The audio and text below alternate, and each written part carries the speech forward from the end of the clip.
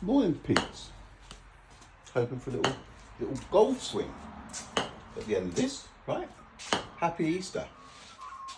18th of April. I can remember when it used to be the 2nd, the 3rd, the 4th. It was the first week, the first weekend used to be Easter. What's going on? What are they up to this time?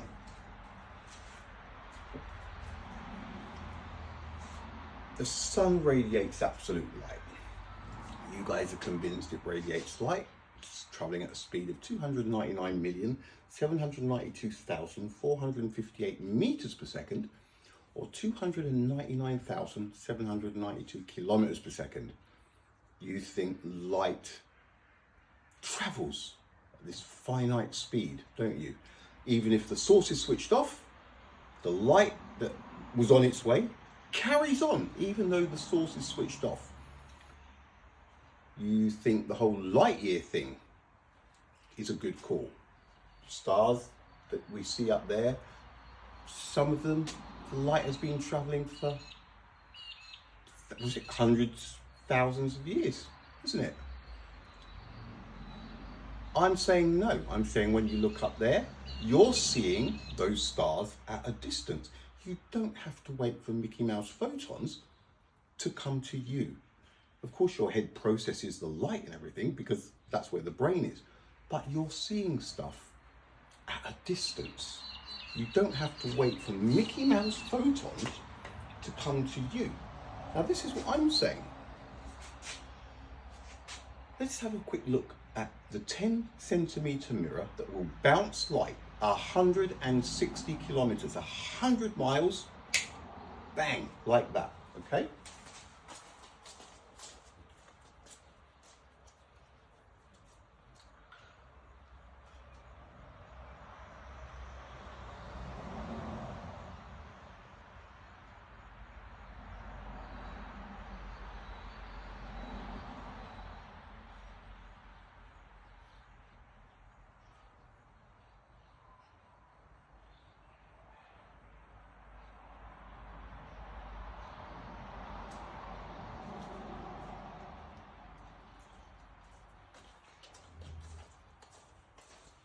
Right, let's see what this looks like first.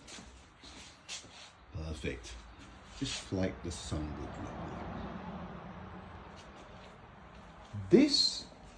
This mirror here, 10 centimeters in diameter, right? 100 miles like that. It's one of the mirrors they use for emergencies. Sailors are recommended to have them, hikers, mountain climbers, that kind of a thing, right? 100 miles.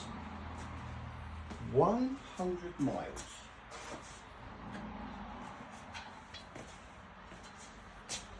This size, okay? Now, you guys are saying that if that light bounced off of that mirror and we just let it fly for 1 minute and then I took the mirror away, you guys reckon that that light is still on its way. It's going to continue, don't you? Bounce off the mirror and it's going to continue until it hits something. What a load of horseradish. Proxima Centauri, the closest star to planet Earth other than the sun, the next one in line. Why is it invisible to us? Why can we not see it with the naked eye? Serious question. You're saying that light travels. Why can we not see Proxima Centauri? Right? It is a fair question. If light was going to travel, don't you think we'd see the next closest star to us other than the sun? What I'm saying is that mirror will bounce the sun's light at absolute speed to as far as it can radiate, right? Bang! At absolute speed. There's no 299,000 yada yada yada. It will radiate as far as it's going to go as soon as it's turned on, as soon as it hits and picks up that sun and bounces it. You guys think it will just go on. It just goes on forever until it hits something. The photons, Mickey Mouse photons, travel forever until they hit something. The bigger the light source, the more powerful the light source is, the further it will radiate its light. That's what I'm saying. You've got that 10 centimeter diameter mirror. They say 160 kilometers, 100 miles. So let's say 125 miles. You're not going to see it anymore, are you? You will not see the light from that mirror at probably 125 miles, 130. It's too small, right? Let's have a look at the bigger one.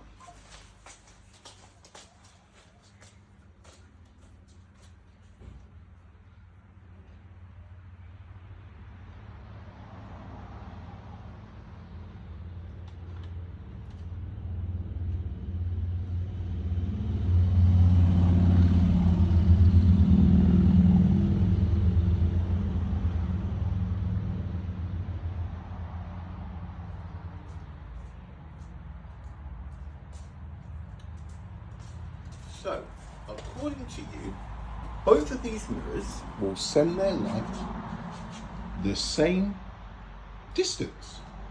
They would just carry on. The light from those mirrors will just continue at the same distance, same rate. The speed stays the same, absolute speed. What I'm saying is the bigger, more powerful the light source is, the further it will radiate its light at absolute speed. That mirror, the big one, has got to be close to a meter. It's probably 10 times the size of the 10 centimeter diameter mirror. I bet you any money that that big square mirror would bounce the light 1,000 miles, 1,600 kilometers. The small mirror wouldn't, would it? So straight away, your theory is dead in the water, right? Because that bigger mirror, they will both radiate the light at the same speed, but the smaller mirror will run out of legs. It will just dissipate, right? As the distance increases, whereas the big mirror, 1,000 miles, 1,600 kilometers, I'm calling that one, easily, right? Look at it.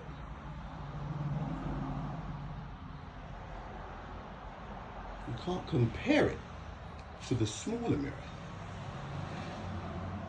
Look at that.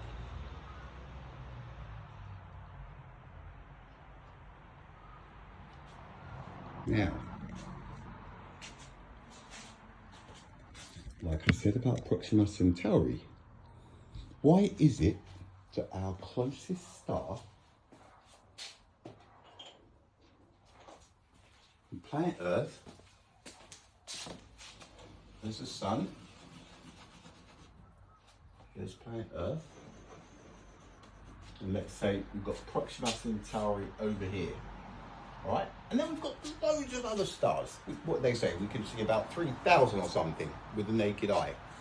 Why is it that the second closest star to us remains invisible to us? How is that even possible? If light continues, like I keep getting told by everyone. Why can you not see Proxima Centauri with the naked eye? Not a fair question. The reason you can't see it would be the same as the smaller mirror, less power, right? Less luminosity or whatever. Whereas the bigger mirror, you're going to see it at a further distance. So that could be serious, couldn't it? Right? The reason we're not seeing the second closest star to us is because it doesn't have the legs. It doesn't have the power. So again, straight away, that theory for continuous light that keeps traveling until it hits something is straight out the window again, isn't it? Because we cannot see it. with the naked eye, yet we can see loads of other stars that are further away. Guys, you're seriously running out of room here, right? This isn't difficult to work out. Then we've got the solar eclipse, haven't we? Then we've got the solar eclipse. And this, it's so basic, it's about common sense again, right? You guys are running out of room fast.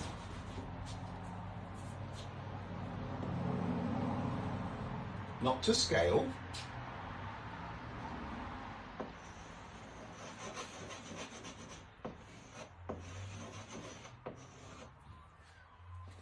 Sun's light, solar eclipse.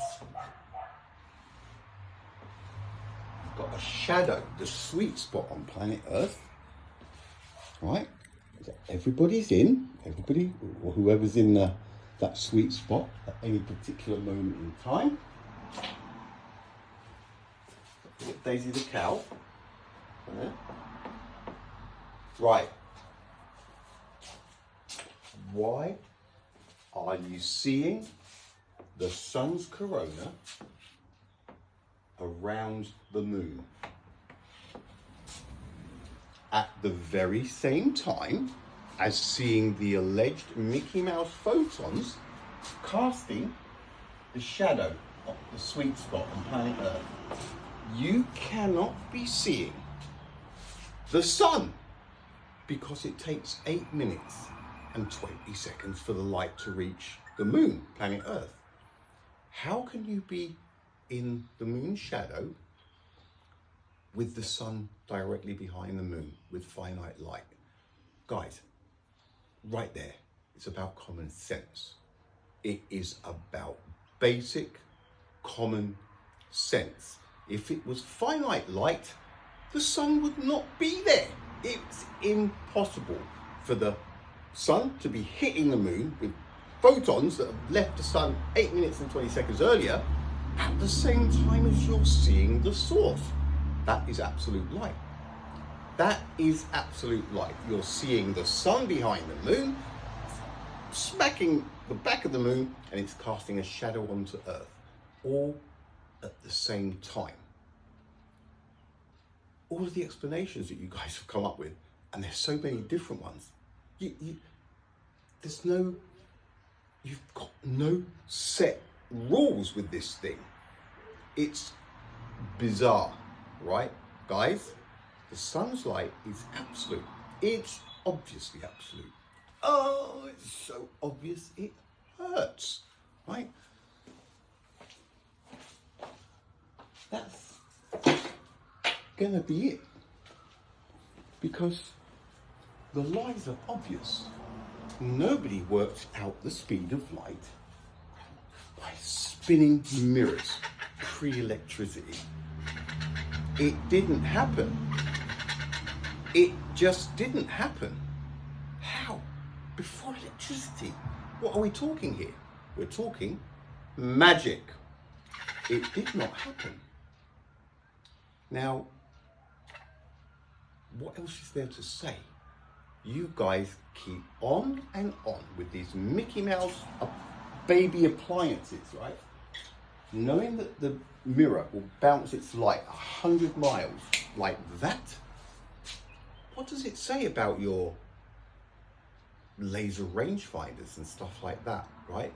The sun was here a lot longer, way before we got here, right? And it was radiating absolute light, and then Mickey Mouse Man comes along and throws a leash on it, and then to justify it, to try and make everything fit in, they're saying that these laser rangefinders and the GPS, and I don't know how they work, but the claims about the sun radiating light that travels at 299,000 kilometers, 299,792 kilometers, is obviously horseradish, right? The explanations you guys keep coming up with are getting just real tacky. My story hasn't changed one single bit, right? All the evidence is there. Every single bit of evidence, everything around you is absolute light. Everything. There is no Mickey Mouseness. There are no photons involved.